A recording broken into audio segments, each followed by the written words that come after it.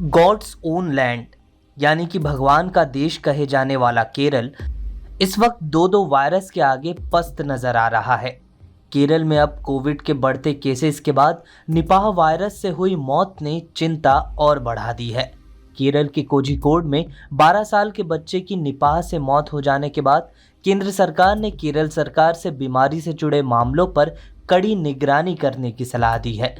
इस बीच देश के सबसे बड़े अस्पताल all India institute of medical sciences के विशेषज्ञों ने जारी एडवाइजरी में कहा कि बिना धोए गिरे हुए फल खाना खतरनाक हो सकता है, इससे बचा जाना चाहिए।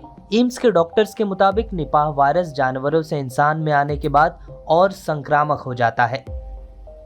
निपाह वायरस फ्रूट बैट या फल खाने वाले चमगादड़ से सबसे ज्यादा फैलता है।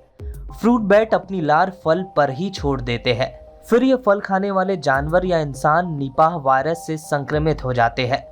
विश्व स्वास्थ्य संगठन के मुताबिक निपाह वायरस तेजी से उभरता वायरस है जो जानवरों और इंसानों में गंभीर बीमारी को जन्म देता है। निपाह वायरस के लक्षणों में सांस लेने में तकलीफ के साथ बुखार, मांसपेशियों में दर्द, सिर दर्द जैसी समस्याएं सामने आती है। कुछ लोगों में मिर्गी के लक्षण भी देखने मिलते हैं। संक्रमण बढ़ने पर मरीज को बेहोशी के बाद दिमागी बुखार हो सकता है, जिसके बाद मौत भी संभव है। फिलहाल इस बीमारी का कोई विशेष इलाज नहीं है, इसलिए हमें यह समझना होगा कि यह एक गंभीर बीमारी है। कोरोना और निपाह संक्रामक वायरस के ही प्रकार है। निपाह वायरस का पहला मामला सबसे पहले 1999 में मलेशिया के एक गांव सुनगई निपाह में सामने आया था। मलेशिया के इस गांव के नाम के ऊपर ही वायरस का नाम भी रखा गया है। इस वायरस के इलाज के लिए अब तक कोई दवा नहीं है, लेकिन मरीजों पर एंटीविट्रियल दवाएं आजमाई जाती है। केरल के कोझिकोड में 12 साल के बच्चे की निपाह वायरस से मौत के बाद वायरस को फैलने से रोकने के लिए बच्चे के घर के 3 किलोमीटर के दायरे को कंटेनमेंट जोन घोषित कर दिया गया है। इससे लगे इलाकों की भी स्वास्थ्य विभाग कड़ी निगरानी कर रहा है। कोझिकोड समेत कन्नूर, मलप्पुरम और वायनाड जिलों में स्वास्थ्य विभाग ने हाई अलर्ट जारी कर रखा है।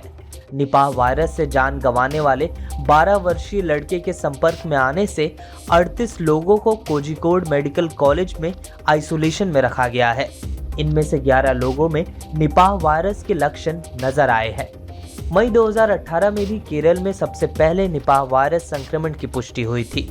उस वक्त इसकी वजह से 17 लोगों की जान गई थी। कोविड के लगातार बढ़ते केसेस के बाद अब निपाह वायरस से निपटने के लिए national centre for disease control की एक टीम ने केरल का दौरा किया है।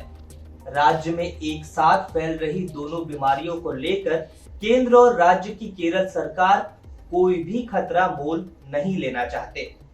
निपाह वायरस से जुड़ी खबरें हम आप तक लगातार पहुंचाते रहेंगे। बाकी देश दुनिया की तमाम खबरों के लिए बने रहिए लोकमत हिंदी के साथ।